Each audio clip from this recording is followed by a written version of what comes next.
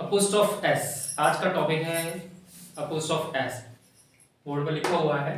इसमें कई स्टूडेंट्स को प्रॉब्लम है, तो जो भी स्टूडेंट्स की प्रॉब्लम है, यहाँ पर जितने भी लोग बैठे हैं, जिसकी जो भी प्रॉब्लम है, जो भी क्वेश्चंस हैं, इससे रिलेटेड मुझसे पूछ सकते हैं अभी। ठीक है, अपोस्ट्रोफ एस ये भी एक नाउन का ही टॉपिक है और बैंकिंग में, एसएससी में कई क्वेश्चन इससे रिलेटेड पूछे जाते हैं। तो समय वेस्ट ना करते हुए हम स्टार्ट करते हैं। अपोस्ट्रोफ एस, इसका हम दूसरा नाम ले सकते हैं कि ये पोजीशन शो करता है। बच्चों, पोजीशन, पोजीशन का मतलब होता है, हिंदी में कहें तो अधिकार। ये अधिकार बताता है। अपोस्ट्रोफ एस का यूज पोजीशन के लिए किया जाता है। ये अपोस्ट्रोफ एस का यूज होता क्यों है, सबसे पहले तो ये हम जानें। तो अपोस्ट्रोफ एस का यूज क्यों होता है, मैं आपको बता दूं कि इंग्लिश में कभी भी दो नाउन, दो प्रोनाउन या एक नाउन एक प्रोनाउन कभी भी एक साथ नहीं लिखे जाते हैं बिना किसी कंजंक्शन या बिना किसी कनेक्टर के। अगर आपको दो नाउन लिखना है तो उनके बीच में कोई कनेक्टर लगाना होगा, कॉमा लगाना होगा या कोई कंजंक्शन लगाना होगा। वैसे ही दो प्रोनाउन है ना, मैं आपको ऐसे समझाता हूं। जैसे मैंने लिखा रवि, किशन, ये दोनों ही नाउन है। अगर इस नाउन को ऐसे ही लिख दिया जाएगा तो उसको एक ही कंसीडर किया जाएगा, ये एक ही व्यक्ति बन गया, रवि और किशन दोनों नाउन। अगर कॉमा लगा दिया या कोई कनेक्टर लगा दिया, जैसे रवि और किशन, रवि एंड किशन, तो ये दो व्यक्ति बन जाएंगे। ठीक है ना। उसी तरह से प्रोनाउन होते हैं दो, I and you, you and I, I and you नहीं होगा, you and I, you and I, you I. ये हम कभी नहीं, आपने देखा होगा इंग्लिश में ऐसे एक साथ कभी नहीं आएंगे, ये बिना किसी कनेक्टर के या कॉमा के नहीं आ सकते इंग्लिश में। वैसे ही एक नाउन या प्रोनाउन ले लो, वो भी कभी नहीं होगा। ठीक है, तो पहली बात तो ये चीज हुआ अलग अलग करने के लिए। दूसरी बात, जब इनका पोजीशन आए, जैसे इसका पोजीशन शो करना है हमें, जैसे रवि है या किशन है, इसका पोजीशन शो करना है, तो ये जो पोजीशन होगा ना बच्चों, वो भी एक नाउन ही होगा। ये अपोस्ट्रोफ एस के बाद वाला शब्द जो भी आएगा वो एक नाउन होगा, और चूंकि ये लगेगा किस पे, नाउन या प्रोनाउन पे लगेगा। ठीक है, तो नाउन या प्रोनाउन पे लगेगा, उसके बाद नाउन आ जाए, नाउन ही आएगा, तो दो नाउन एक साथ हो जाते हैं, इसीलिए बीच में कनेक्टर के रूप में काम करता है। ये पोजीशन शो करने के लिए हम नाउन का यूज करते हैं। जैसे मेरे को कहना हो, आपको मैं इस तरह से बताऊं, नाउन की कैटेगरी को हम दो पार्ट में ले लेते हैं। एक हो गया लिविंग और एक हो गया नॉन लिविंग। दो कैटेगरी में हमने कंसिडर कर लिया। तो लिविंग कैटेगरी में हम, जैसे मुझे कहना है राहुल मदर, अब ध्यान से देखिए, ये दो नाउन हो रहे हैं। अब राहुल की माँ, मुझे ये वर्ड कहना है, तो और दोनों ही वर्ड नाउन है। तो अगर यहाँ पे राहुल एंड मदर कर देंगे तो ये दोनों अलग अलग हो जाएंगे। राहुल और कॉमा लगा देंगे तो भी राहुल और मदर अलग अलग हो जाएंगे। तो मैं ऐसा क्या करूं कि ये राहुल की माँ, ये जो माँ है वो राहुल की बच्चा है, तो उसके लिए हम पोजीशन का यूज करते हैं, राहुल्स मदर। याद रखिए, ये जो पोजीशन है ना, वो लिविंग थिंग पर लगते हैं, लिविंग थिंग पर। ठीक है, राहुल्स एंड मदर ये कहाँ कहाँ लगते हैं, आगे भी बताऊंगा मैं आप लोगों को, पहले समझिए। सबसे ये बेसिक चीज है, नाउन पर लगते हैं, ये नाउन और प्रोनाउन पर लगते हैं, और इनके बाद वाला जो शब्द आएगा वो भी एक नाउन ही होगा। ठीक है, राहुल्स मदर क्यों लगते हैं ये मैंने आपको बता दिया, क्योंकि दो नाउन एक साथ नहीं आ सकते। ठीक है, वो यहाँ तो कनेक्टर लगा देंगे या कॉमा लगा देंगे तो ये अलग अलग हो जाएंगे, जबकि ये अलग अलग नहीं है, हमें तो एक ही वर्ड है ना, ये मतलब एक ही वर्ड से मतलब है कि इस नाउन का इस नाउन पर अधिकार है। तो उस कंडीशन में हम अपोस्ट्रोफ एस का सहारा लेते हैं। जैसे मैंने कहा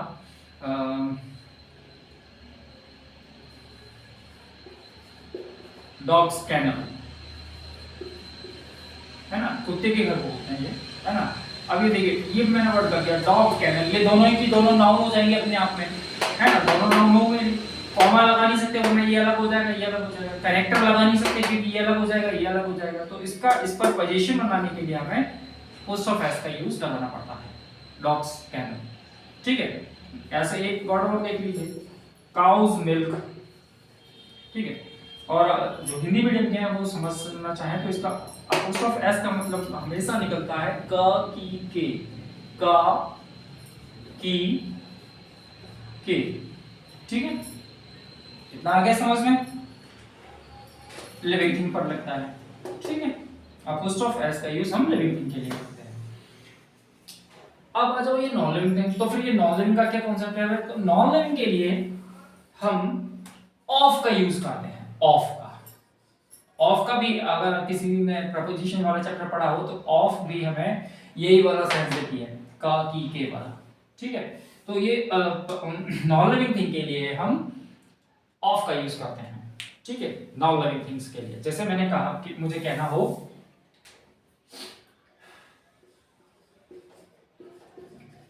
माय कार्स डोर, ये देखिए ये नॉन लिविंग थिंग, ये वाला नाउन, इसकी बात कर रहे हैं, ये कैसा भी नाउन हो सकता है।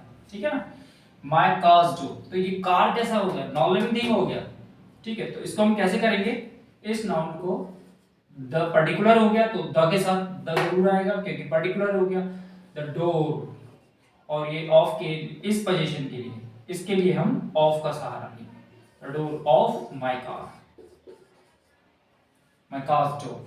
ठीक है ना, बैग्स चेन, बैग की चेन। ठीक है, तो ये क्या हो जाएगा? The chain of bag. ठीक है, ये द इसलिए लग रहा है क्योंकि ये पर्टिकुलर चेन की बात कर रहे हैं इस कंडीशन में। ठीक है, तो नॉन लिविंग थिंग्स के लिए हम ऑफ का यूज करते हैं और लिविंग थिंग्स के लिए हम ऑफ का यूज करते हैं। अभी तक हमने इतना ही सीखा है। चलिए नोट कर लीजिए फटाफट इस लो।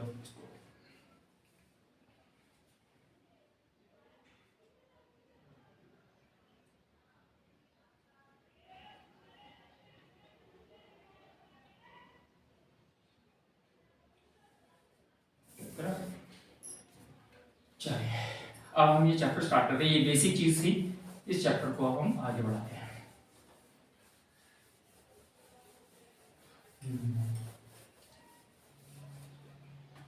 देखिए अभी मैंने बोला था कि हम पोजीशन का यूज करते हैं लिविंग के लिए, ठीक है ना, लेकिन कुछ कंडीशन में हम नॉन लिविंग के लिए भी यूज करते हैं। वो देख इस तरह से करते हैं। जैसे कि अगर मुझे बताना हो टाइम, टाइम मुझे अगर बताना हो तो हम पोजीशन का यूज कर सकते हैं। टाइम के साथ भी हम पोजीशन का यूज कर सकते हैं। ठीक है, डिस्टेंस, डिस्टेंस बताना हो मुझे तो उसके साथ भी हम पोजीशन का यूज कर सकते हैं। अगर मुझे बताना हो वेट तो उसके साथ भी हम पोजीशन का यूज कर सकते हैं। अगर मुझे बताना हो एंटाइटीज यानी कि यूनिक एंटाइटीज, यूनिक एंटाइटीज कह लो इसको, हेवनली बॉडीज कह लो इनको, या आप इनको फ्लोटिंग ऑब्जेक्ट्स भी कह सकते हो, फ्लोटिंग ऑब्जेक्ट्स। ठीक है, इनके साथ भी हम अपोस्ट्रोफ एस का यूज कर लेते हैं। और फिर लास्ट में हम पर्सोनिफिकेशन, इसके बारे में, इसके साथ भी हम अपोस्ट्रोफ एस का यूज कर लेते हैं। ठीक है, अब इनको एग्जांपल से बताता हूं मैं आपको किस तरह से। जैसे मैंने लिखा टाइम, टाइम आपने देखा होगा एसएससी में क्वेश्चंस भी आते हैं इसके, जैसे yesterday's holiday, yesterday, yesterday time बताने वाला वर्ड है। यस्टरडेज हॉलिडे, कल की छुट्टी। ठीक है, 2 days leave, 2 weeks leave, 2 weeks leave.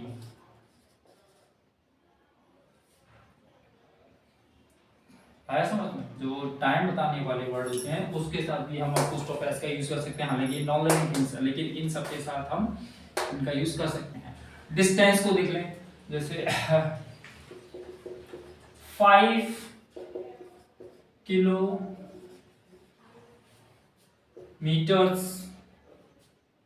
Distance,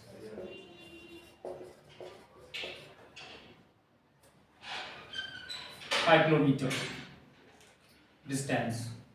ठीक है, वेट में देख लें हम 2 tons weight, 2 tons weight, ठीक है। यूनिक एंटिटीज में देख लें अब हम।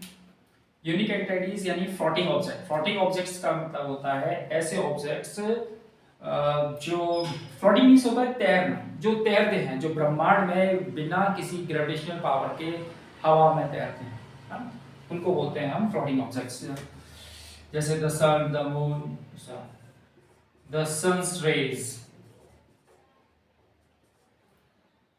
The sun's rays, the moon's light, the moon's light, the earth's gravity, है ना, ये अक्सर आता है the earth's gravity या ग्रेविटेशनल फोर्स भी कह सकते हैं, है ना। तो ये आपके होगा यूनिक फ्लोटिंग ऑब्जेक्ट्स। इसका एक वर्ड और होगा आपका idiomatic phrases, उसके साथ भी आता है ये idiomatic phrase। चलो ये हो यहाँ तक।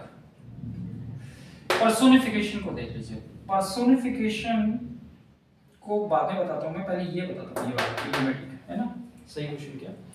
idioms क्या होते हैं? तो idioms मैं आपको बता दूं कि idioms वो वर्ड होते हैं, idioms को ऐसे समझते हैं।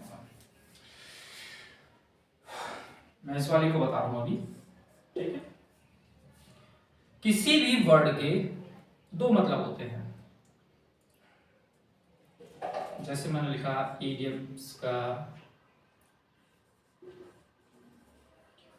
इडियम्स, इसके है दो मतलब। एक तो इसका एक्चुअल मीनिंग हो गया, एक्चुअल मीनिंग, और एक हो गया इसका इंप्लाइड मीनिंग।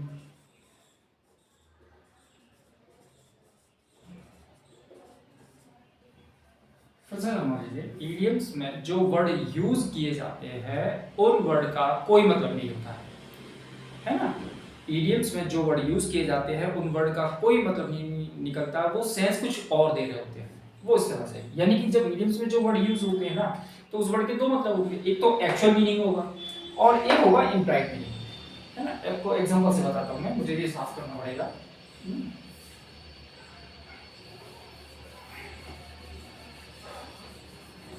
वो देखिए, एक्चुअल मीनिंग वो होता है जो उसका मीनिंग होता है, उसको हम बोलते हैं एक्चुअल मीनिंग। और इम्प्लाइड मीनिंग वो होता है जो उसका एक्चुअल मीनिंग कन्वे ना कर उसका दूसरा मीनिंग कन्वे करता होता है, जो उसमें हमें फ्रेजेस के रूप में यूज किया गया होता है। क्या चीज? हाँ, जैसे मैंने लिखा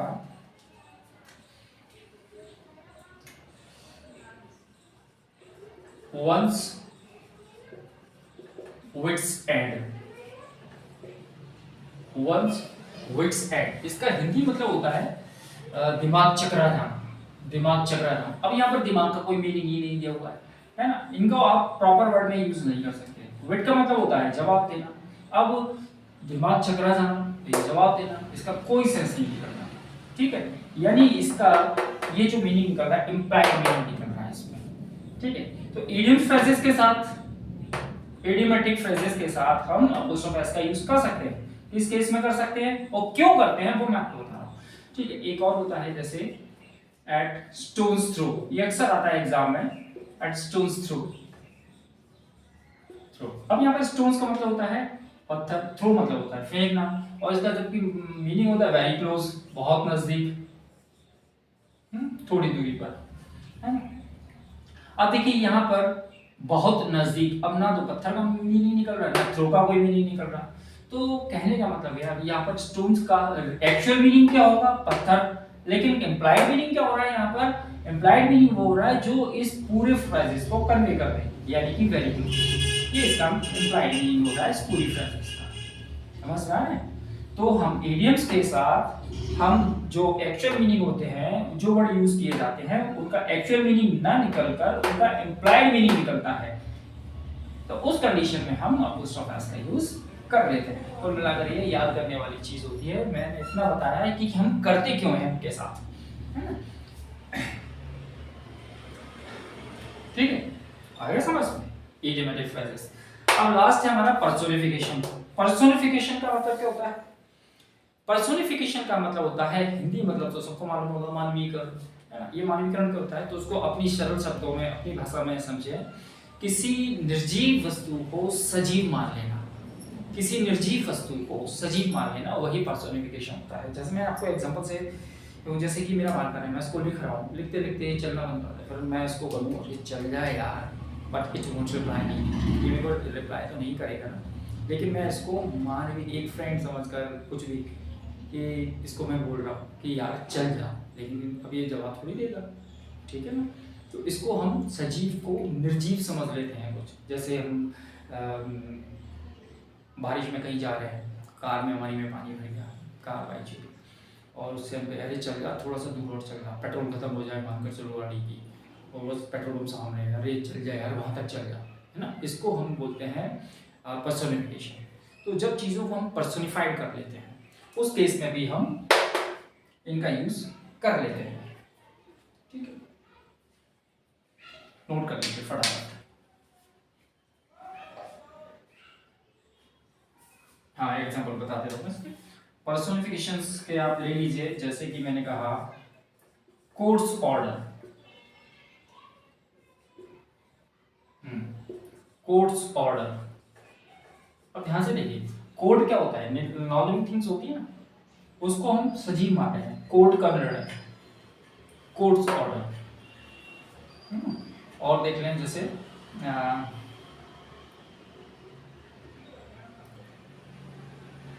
डेथ हैंड, डेथ्स हैंड, मृत्यु के हाथ। अब मृत्यु बहुत लिविंग थिंग्स होती है, आप उसको पर्सनिफाई कर, सजीव मानकर चलें, तो उस कंडीशन में हम उनके साथ अपोस्ट्रोफ एस का यूज कर लेते हैं। समझ में आ रहा है? चलिए नोट करते चलिए फटाफट जल्दी।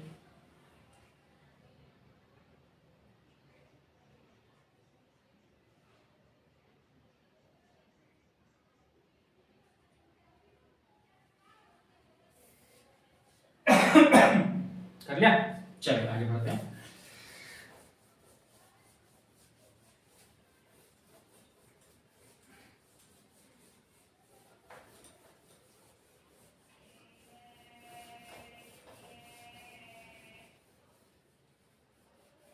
कौन सा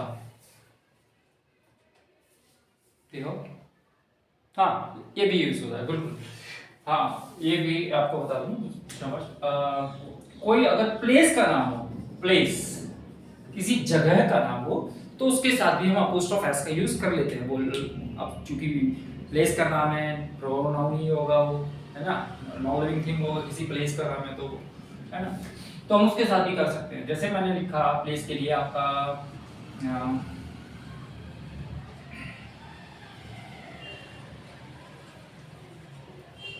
इंडियाज क्लाइमेट, इंडियाज पॉपुलेशन कर लो, इंडियाज पॉपुलेशन, ठीक है, इंडियाज पॉपुलेशन।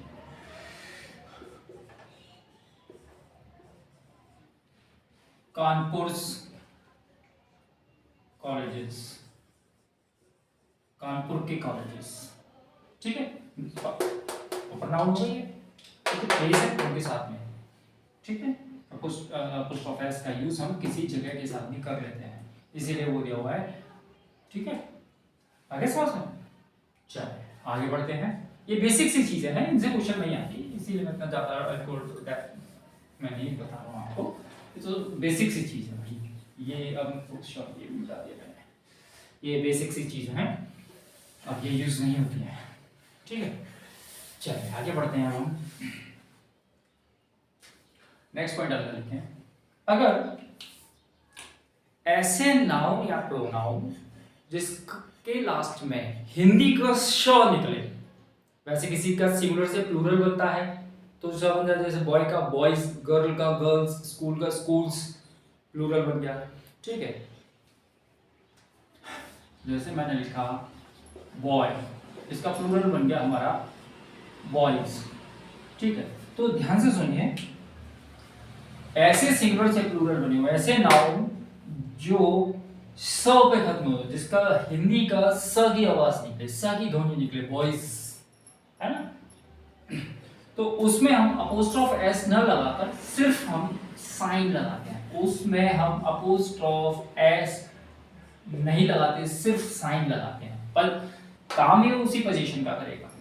ठीक है, जैसे मुझे ये कहना है बॉयज बुक, तो ये तो सही है, लड़के की किताब, एक ही लड़का है उसकी किताब है।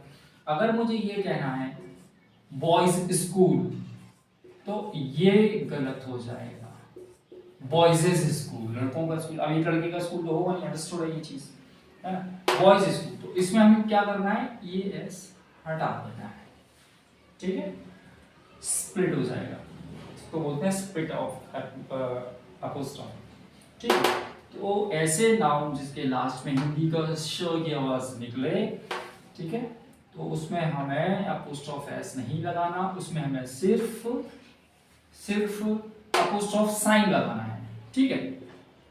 लेकिन याद रखना ये होना चाहिए सा की आवाज आ रही है, मैंने प्लूरल वर्ड नहीं बोला है, जैसे अब मैंने बोल दूं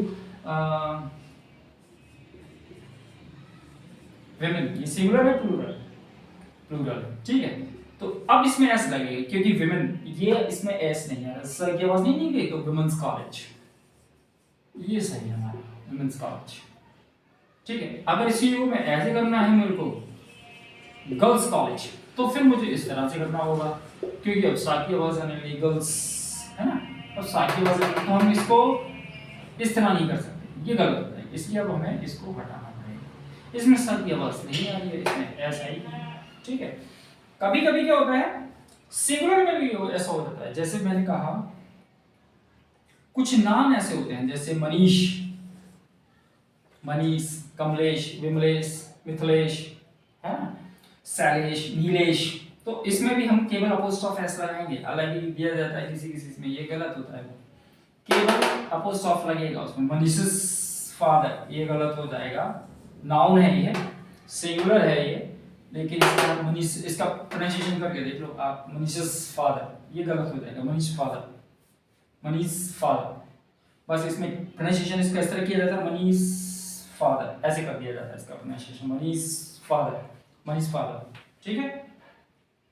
अगर समझ में, तो ऐसे नाम जिसके लास्ट में श आए हिंदी का, वहां पर भी हमें सिर्फ अपोस्ट्रोफ साइन लगाना है, अपोस्ट्रोफ एस नहीं लगाना है, ठीक है। नोट करते चलिए फटाफट,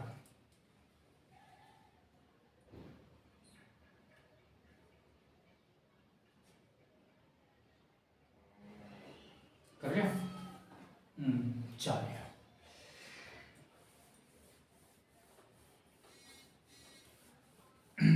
रूट वर्ड जानते हैं आप लोग क्या होते हैं, रूट वर्ड,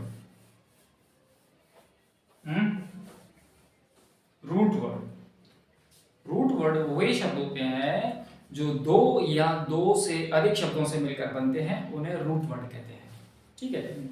जैसे मैं आपको बता दूं, रूट वर्ड है, सॉरी ये कंपाउंड वर्ड है ना, रूट वर्ड जो मेन वर्ड होता है उसे रूट वर्ड बोलते हैं, ठीक है। कंपाउंड वर्ड, कंपाउंड नाउन कह लो उसको, कंपाउंड नाउन या कंपाउंड वर्ड वो होते हैं जो दो या दो से अधिक शब्दों से मिलकर बने होते हैं, उन्हें कंपाउंड नाउन या कंपाउंड वर्ड कहते हैं। फॉर एग्जांपल जैसे मैंने कहा चीफ मिनिस्टर,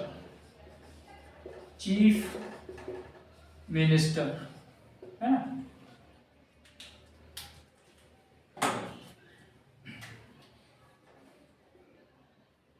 सब इंस्पेक्टर,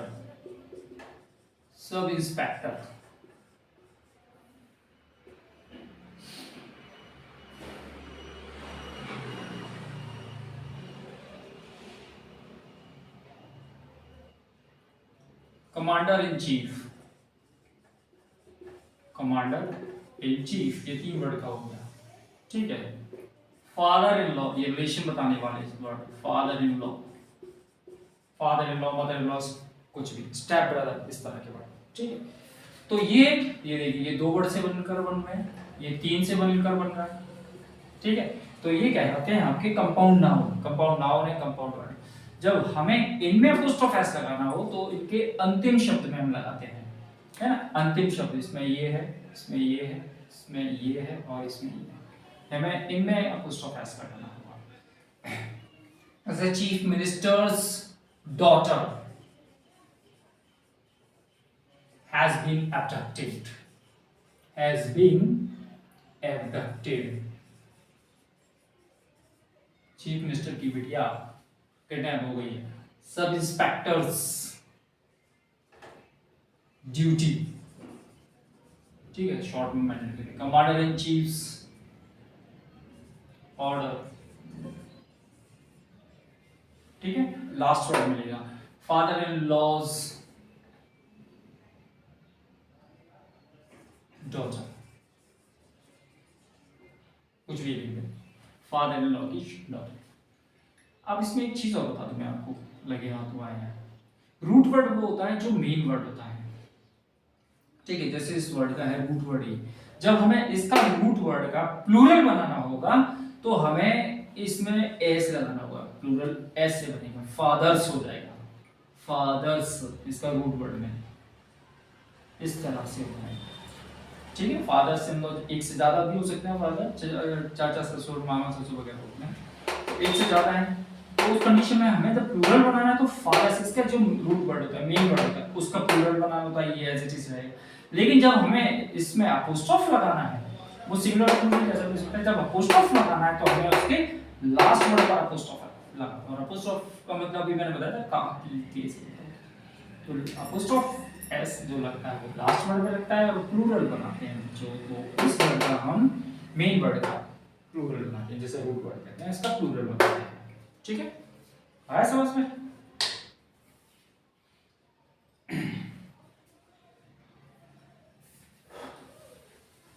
अच्छा नोट ही किया, सॉरी करो जल्दी करो।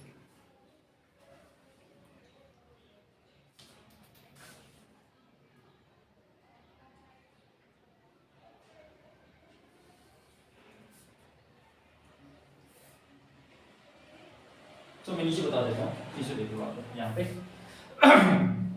नेक्स्ट देखें आप इसका, क्या कभी कभी दो अपोस्ट्रोफ हम एक साथ यूज कर सकते हैं?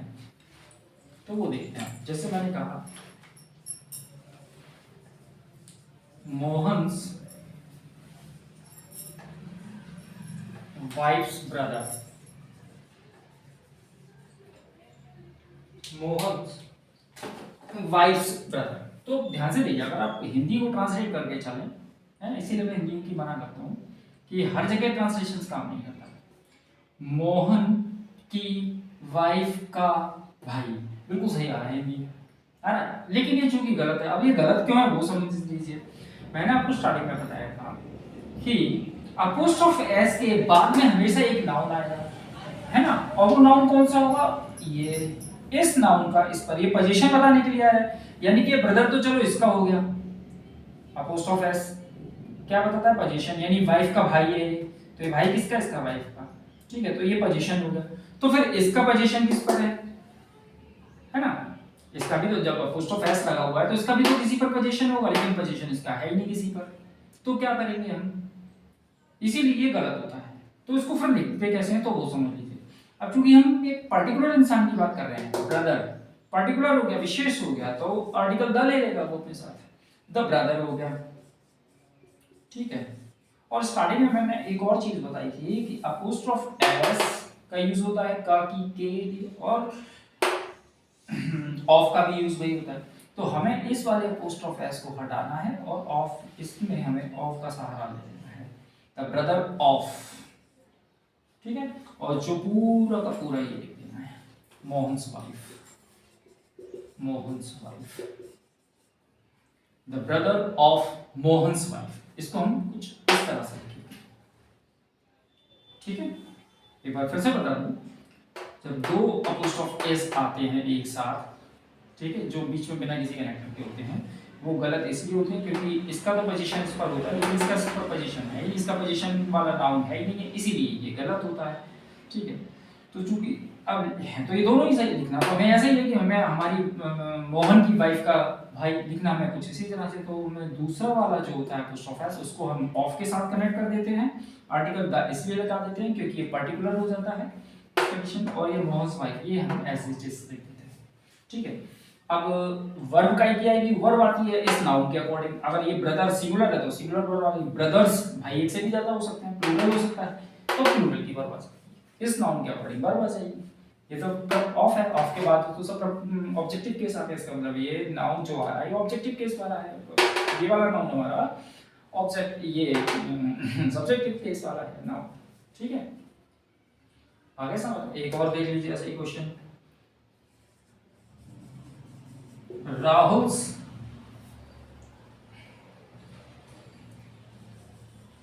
फ्रेंड्स का has been stolen, राहुल के मित्र की कार चोरी हो गई है, ऐसी वजह से इसलिए has been stolen हो गया है, राहुल के फ्रेंड की कार चोरी हो गई है ना। तो ये एग्जाम इसी तरह से आएगा।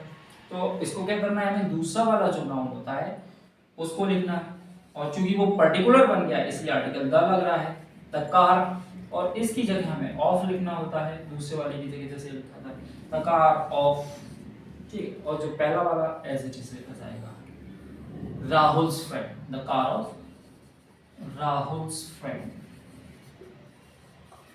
और जो वर्ब आएगी वो इस नाउन के अकॉर्डिंग आएगी, जैसे इसमें ब्रदर के अकॉर्डिंग आएगी, इसमें आया समझ में इतना, ठीक है। देखते चलिए आप,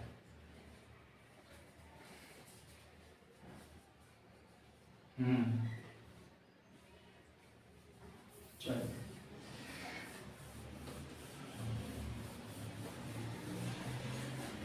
अब इसी को एक दूसरी तरीके से और बताता हूँ मैं आपको, इसी बात को याद रखिए, ये यही एग्जाम में वो नहीं आते राहुल्स फादर राहुल्स फ्रेंड ऐसे नहीं आते, ऐसे आते हैं क्वेश्चन ये जो भी बन कर रहे हैं, ठीक है। अब इसको देख लीजिए, अगर यही दोनों नाउन एंड से कनेक्ट हो जाए तो हम क्या करेंगे, यही नाउन अगर एंड से कनेक्ट हो जाए तो उस कंडीशन में क्या करते हैं वो समझ लीजिए। अब थोड़ा सा अच्छे से समझ लो, है ना। जैसे मैंने लिखा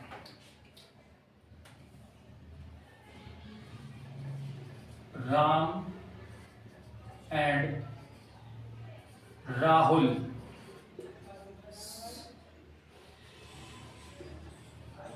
फ्रेंड, एक कंडीशन ये है, और दूसरी कंडीशन है राम्स एंड राहुल्स फ्रेंड, तीसरी कंडीशन है राम्स एंड राहुल्स फ्रेंड्स, ये दोनों फ्रेंड हैं फ्रेंड्स। अब इसमें से कोई मुझे बता सकता है कौन सा गलत है कौन सा सही है,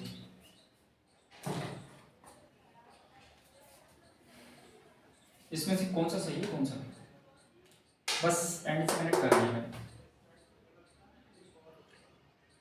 अच्छा ये गलत है, ठीक है। चलिए देखिए टाइम वेस्ट नहीं करते, समझ लीजिए ये दो नाउन है मेरा, एक नाउन ये है एक नाउन ये है, ठीक है।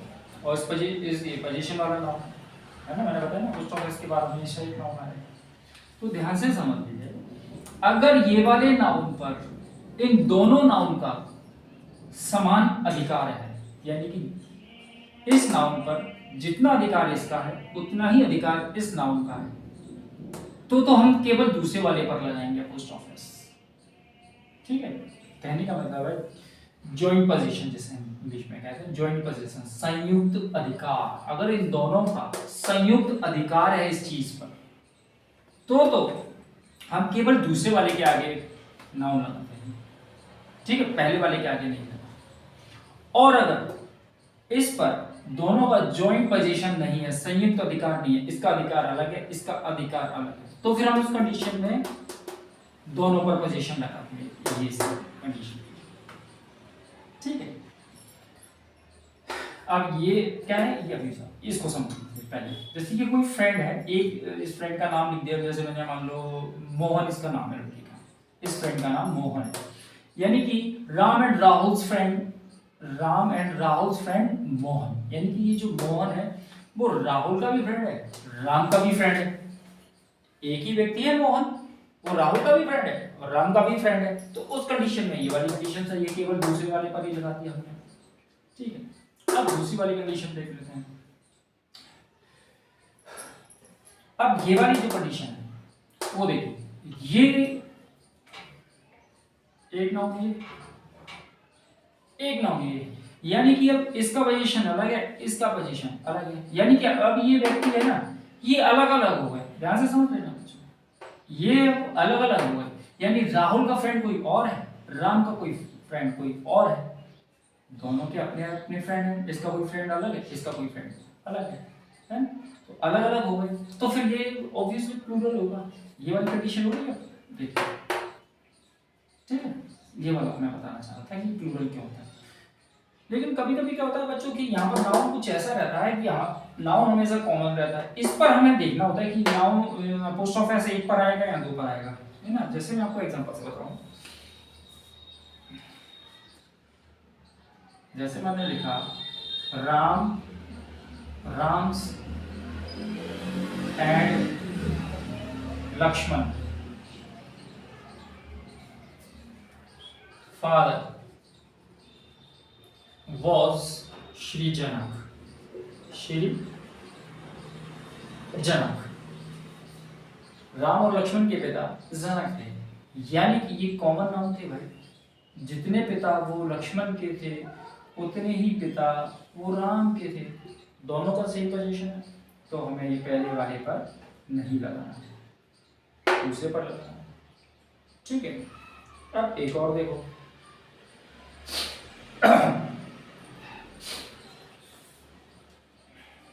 जैसे मैंने ये लिखा, हाँ मैं आपको एक क्वेश्चन दे देता हूँ जो भी वो आपका क्वेश्चन है, देखिए क्या, mister Badri, mister Badri visited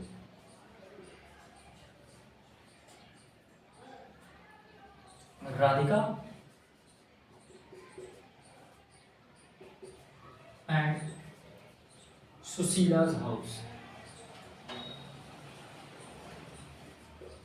Sunil's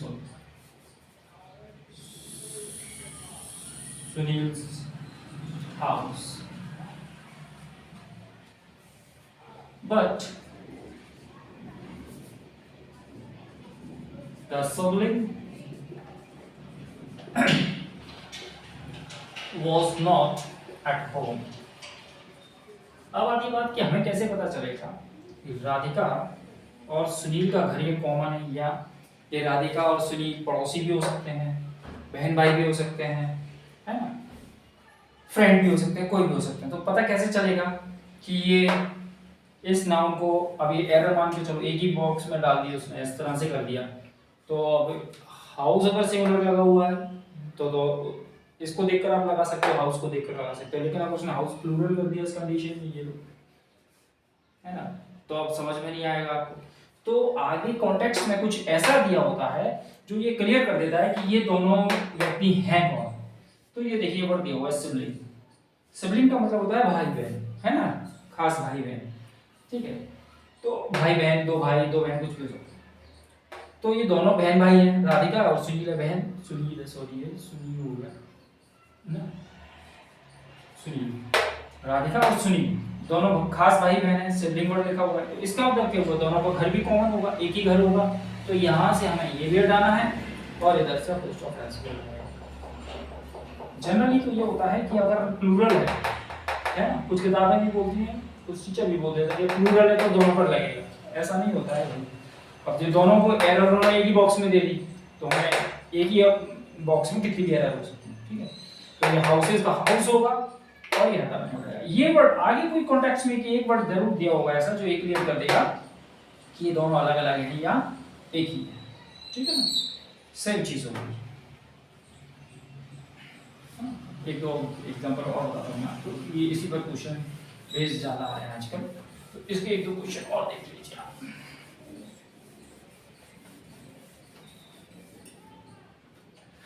जैसे मैंने कहा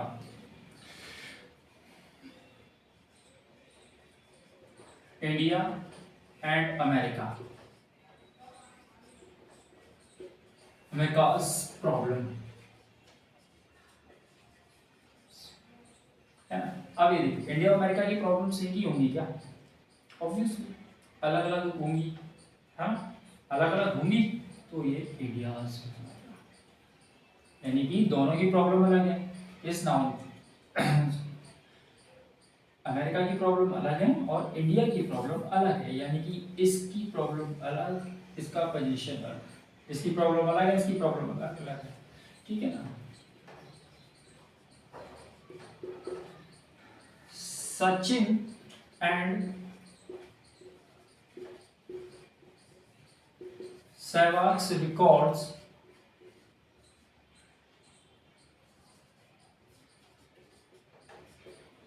can't be broken.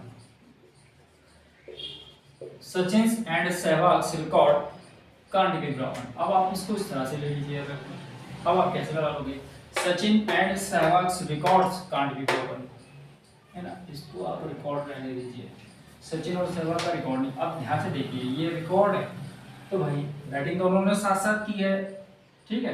तो सहवाग के रिकॉर्ड अलग होंगे और सचिन के रिकॉर्ड अलग है, सहवाग के रिकॉर्ड अलग है, तो पहले तो ये प्लूरल बनेगा, ठीक है।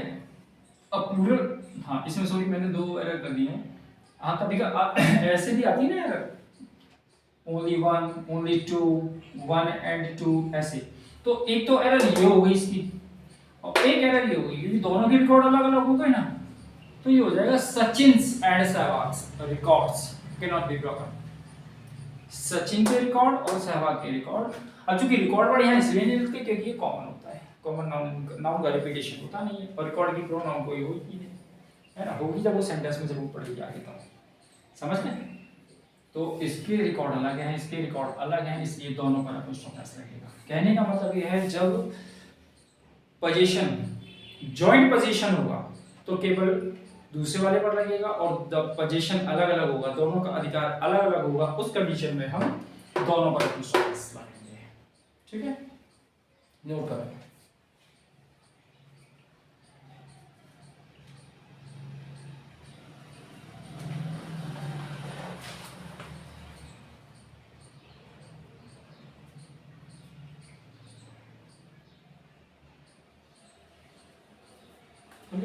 तब कितनी करते चलो नीचे बात।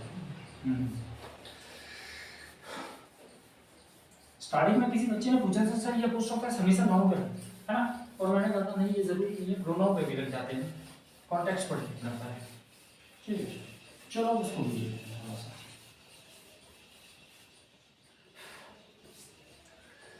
जैसे मैंने कहा जिसके लास्ट में वन और बड़ी लग जाते हैं वो कौन से प्रोनाउन होते हैं, जिसके लास्ट में वन और बड़ी, वन से मतलब someone, everyone, anyone, known, somebody, anybody, nobody, everybody, ये होते हैं indefinite pronoun.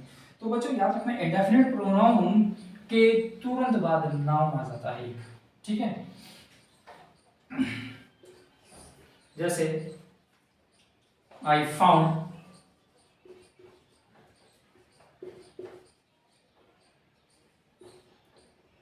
somebody's mobile here yesterday. I found somebody's mobile. अब ये देखिए somebody's mobile. I found somebody's mobile. I found somebody's mobile. है ना। अब चूंकि ये नाउन है, अगर इसको मैंने ऐसे कर दूं तो देखिए स्टार्टिंग में मैंने आपको बताया था कि इंग्लिश में दो नाउन एक साथ कभी नहीं आते, दो प्रोनाउन कभी एक साथ नहीं आते, है ना, और एक नाउन एक प्रोनाउन कभी भी इंग्लिश में एक साथ कभी नहीं आएंगे। वो या तो आएंगे तो कैसे आएंगे, या तो बीच में कनेक्टर लगा होगा, या फिर कोई कंजंक्शन होगा, या फिर कॉमा होगा, कुछ ऐसा होगा। अब चूंकि ये somebody क्या है, डेफिनेट प्रोनाउन है, मोबाइल क्या है, एक नाउन है, एक नाउन एक प्रोनाउन वाली बात आ रही है, ठीक है। तो हमें करना क्या है, इस अपोस्ट्रोफ एस का सहारा लेना है ना, क्योंकि इस नाउन पर इसी का तो अधिकार है, ये मोबाइल किसी का है, आई फाउंड समबडीज मोबाइल, किसी का मोबाइल मुझे मिला कल, मुझे यहाँ पर किसी का मोबाइल मिला, यानी कि जो मोबाइल था वो इस व्यक्ति का, इस पर्सन का था, तो समबडीज इस कंडीशन में हम समवन समबडीज का भी समवंस भी हो सकता है यहाँ पे, I found somebody's mobile here yesterday, तो उस कंडीशन में समवन समबडी का भी हम यूज कर लेते हैं, ठीक है। एक और एग्जांपल देख लो आप, ईच अदर और वन अनदर, ये वर्ड क्या होते हैं, ईच अदर, ओ वन अनदर, ये भी आपके प्रोनाउन होते हैं, ये आपके होते हैं रेसिप्रोकल प्रोनाउन, है ना। Reciprocal pronoun each other is used for two and more than two one another, ठीक है। तो जैसे मैंने लिखा we have liked,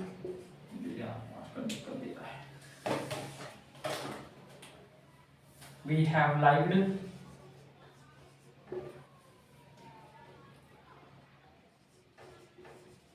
each other ideas, ये क्वेश्चन है ना। अभी के बाद वही आ गई, ये प्रोनाउन हो गया, ये नाउन हो गया, एक नाउन एक प्रोनाउन, एक नाउन एक प्रोनाउन एक साथ बिना किसी कनेक्टर या कॉमा के लिखे नहीं जा सकते, अलग अलग इनको कर नहीं सकते, क्योंकि ये आइडियाज जो हैं वो इन्हीं के तो आइडियाज हैं।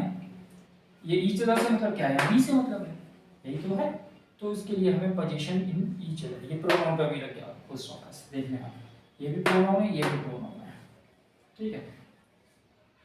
हाँ वन अनदर भी हो जाएगा ना, अगर ये वी यहाँ पर मोर देन टू है, एक्चुअली में ये प्रोनाउन वाला चैप्टर है, मैं इतना बता सकता हूँ। ईच अदर का यूज होता है दो के लिए, वन अनदर का यूज होता है दो से ज्यादा के लिए। अब यहाँ पर ईच अदर वर्ड लगा हुआ है, इसका मतलब अंडरस्टूड है कि ये दो लोग हैं, कि हम दोनों को एक दूसरे के आइडियाज पसंद हैं।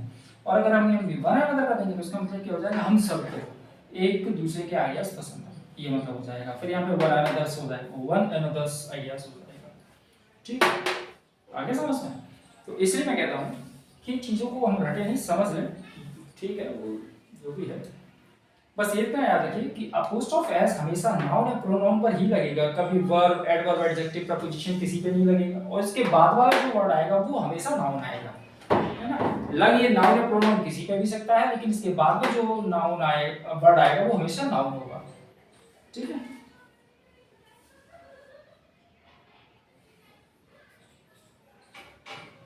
हो गया clear.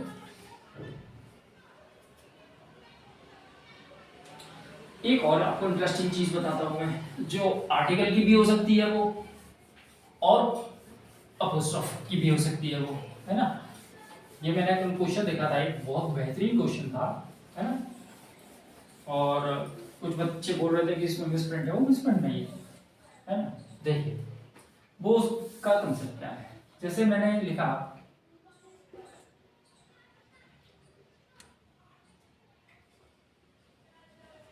A book of Ram, और एक मैंने लिखा अ बुक ऑफ राम्स, कौन सा सही है, अ book of Ram, a book of Ram.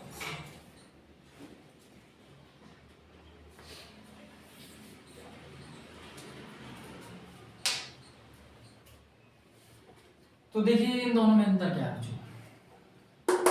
Ram's, a book of Ram's का मतलब क्या हुआ, इसको ध्यान से समझ लेना। अ बुक ऑफ राम्स का मतलब हुआ कि राम के पास, ये राम के पास बहुत सारी किताबें हैं। ए का मतलब क्या होता है, ए का मतलब होता है वन ऑफ मैनी, किसी एक की बात कर रहे हैं।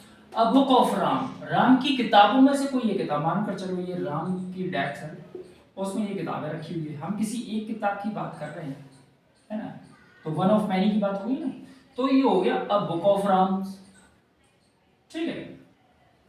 अब यहां पर मानकर चलो राम के पास, राम के डेस्क में केवल एक ही किताब है, राम के डेस्क में एक ही किताब है, तो फिर हम क्या करेंगे, ए का यूज हम कर ही नहीं सकते यहाँ पर। ए का यूज क्यों नहीं कर सकते भाई, क्योंकि वो ऑलरेडी ए है, एक ही किताब है already, a book of Ram, Ram की एक किताब। अरे राम के पास, ये देखो आपको मैं एग्जांपल दूंगा, a book of Ram has been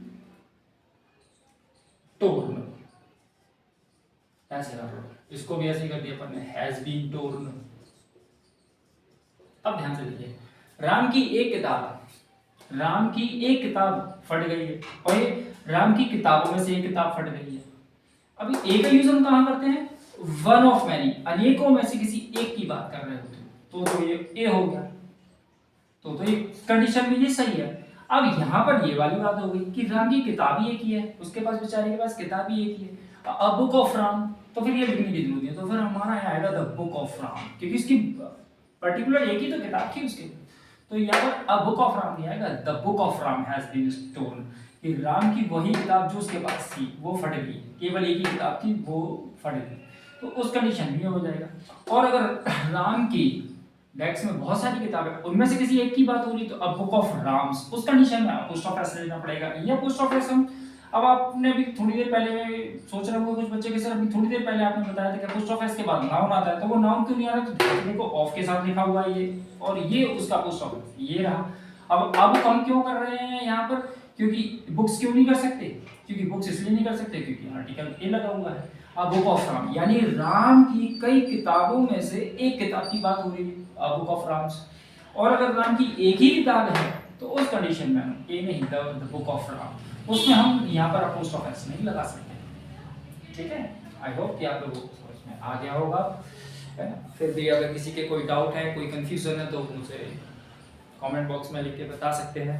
और किसको कहाँ परेशानी आई, मैं पूरी कोशिश ये कर रहा हूँ कि आपको एक एक करके सारे चैप्टर प्रोवाइड करा सकूँ, है ना। चलिए ठीक है, शुक्रिया, धन्यवाद।